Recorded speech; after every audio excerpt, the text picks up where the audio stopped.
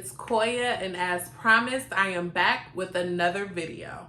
Today, I'm going to talk about how my previous week went, and I'm also going to go over a special topic. We're going to be talking about triggers today. My very first video, I just went over my journey. I went over who I am, what my goal is, what I want to do with you guys, and also how I plan to obtain that goal. For those of you who are new, my goal is to lose over 100 pounds.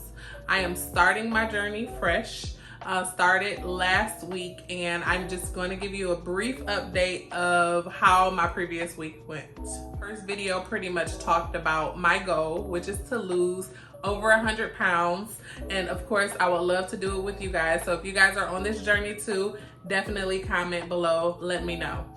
So last week, I told you guys I was going to be going to the gym. I told you guys I was going to get someone to prep all my meals, and I was doing a calorie deficit. So I'm here to tell you, I am definitely still doing the calorie deficit.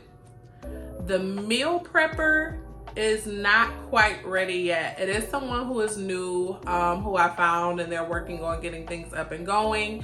So I'm gonna wait for them. But in the meantime, I am still making my own meals.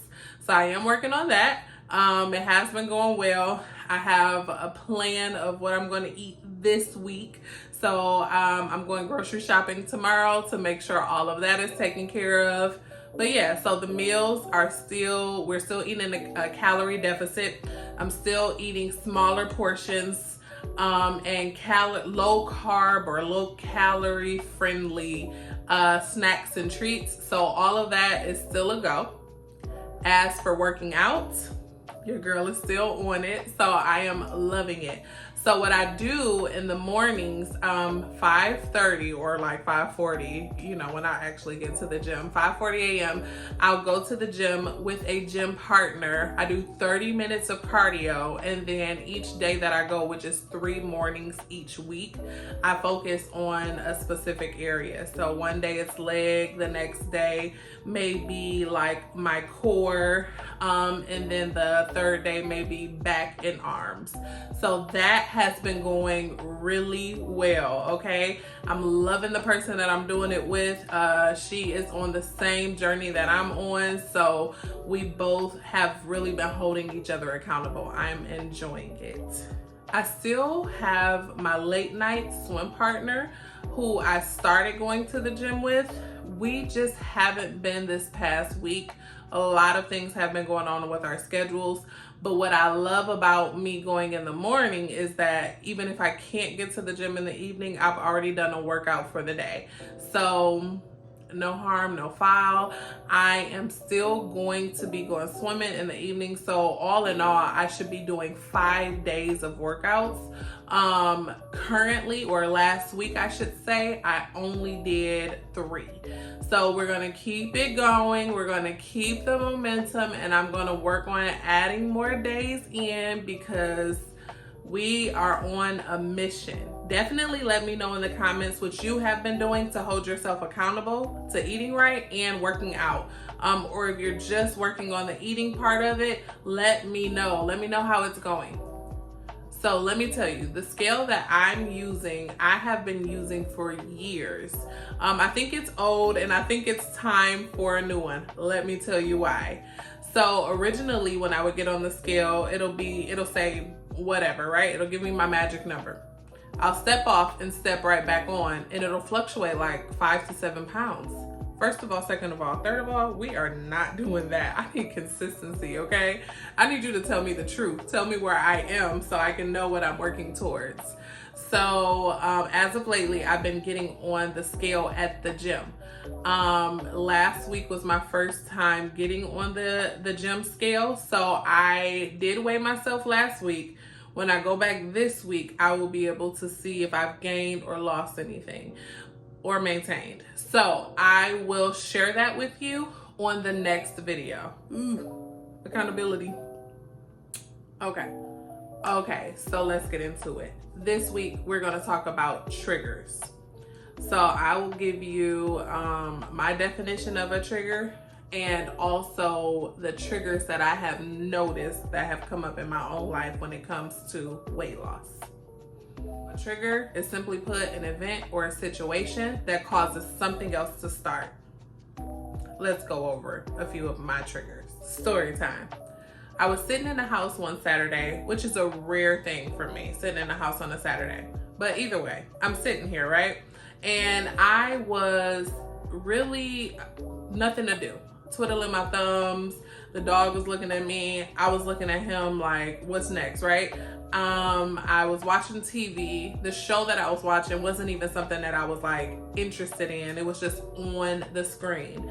And so I found myself, I got up, went to the kitchen, had already purchased healthy meals for myself, or healthy alternatives, fruits, vegetables, all that good stuff, right? And then also for snacks, I purchased like low calorie popsicles, low calorie ice cream, stuff like that. So I went to the refrigerator, grabbed me something to eat, sat back down. 20 minutes later, I was like, let me go back to the kitchen. Started looking for like something salty. Couldn't find anything because I didn't have anything there. But again, still found something to chew on and went back to the couch watching TV again. Got back up. This is like the third time, the fourth time, the fifth time. I was like, oh my gosh, like after the umpteenth time, I stopped. I was like, what are you doing? And I realized like you are bored, and because you are bored, you keep trying to find something to eat. So because I didn't have it in me to go do something else at the time, or naturally speaking, I didn't think of something else to do. Food was the first thing that came to mind. It was a natural instinct. So I just kept going to the kitchen. So once I realized that, I said, girl, you have to cut it out. So I did. I stopped right then and there. And I was like, what can I do to curb this? Like to stop this compulsive kitchen snacking, whatever you want to call it. So boom, I realized I was triggered. Boredom triggered me to go and get food consistently. So I'm like, how do I stop this? Show me how to stop this. So I sat back instantly and started to reflect. It was important for me to gather myself right there in that moment, because this has been a habit for Lord knows how long. So if I've been doing it forever, and I don't take action on it immediately, how much further will I go? So I had to stop myself.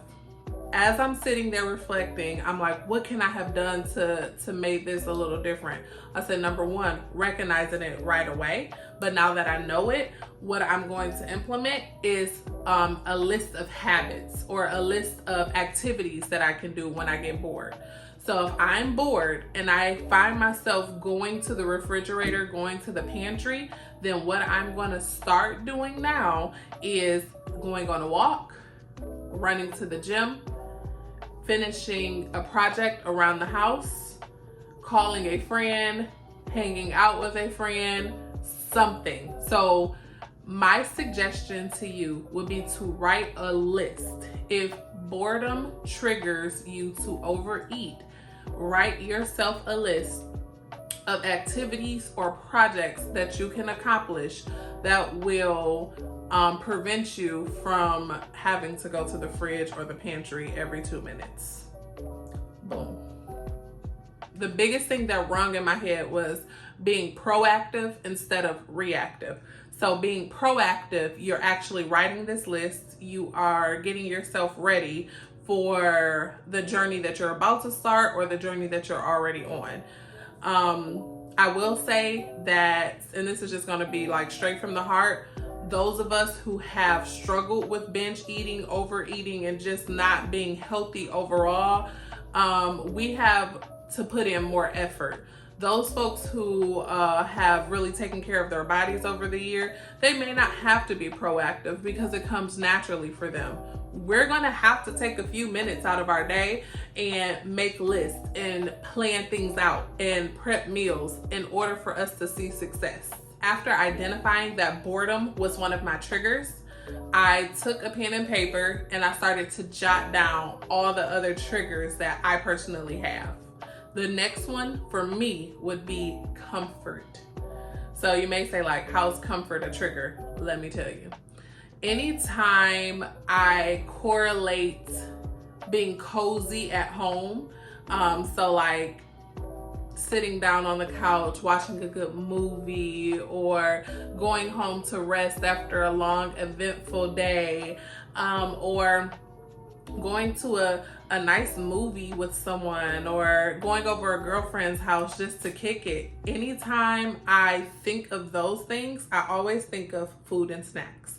I'm always like, okay, what am I gonna eat? What snacks am I gonna have? Like, that is, I mean, I'm sure the world does this.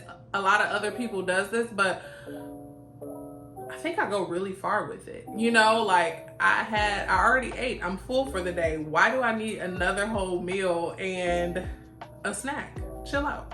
So yeah, anytime I think about being comfortable, I am thinking about food. That is a trigger for me. Don't get me wrong. I don't think there's anything wrong with having food or a snack when you're getting cozy or getting comfortable with friends, or, you know, date night or whatever the case may be. I don't think there's anything wrong with it. I think that I just need to have boundaries when I do it. So for me, I have decided to keep more healthy snacks in the house, so that if I am going to get cozied up or go do something that I correlate comfort and food with, I'll always have something good to eat. So that's the first thing. Another thing that I can do is add water. Water will help me suppress or realize that I'm not even really hungry. Maybe I'm just thirsty, or just take that whole little desire to have all of this junk food and another meal away. So get myself full off water is my second tip or suggestion. And I'll spruce it up. I'll do a little water spritzer, or a little detox water, put some cucumbers, lemons, strawberries, whatever, put some stuff in there to make it good for my taste palates. Okay, y'all. The third trigger is celebrations and or rewards. Hear me out. When someone gets a promotion, what do? Take them out to eat. If someone just graduated, got a new job, got a raise, what do? Take them out to eat. If someone had a major accomplishment or a minor accomplishment in their life, what do? Take them out to eat. That has been the trend in life. Food has always been a way of celebration for me and reward.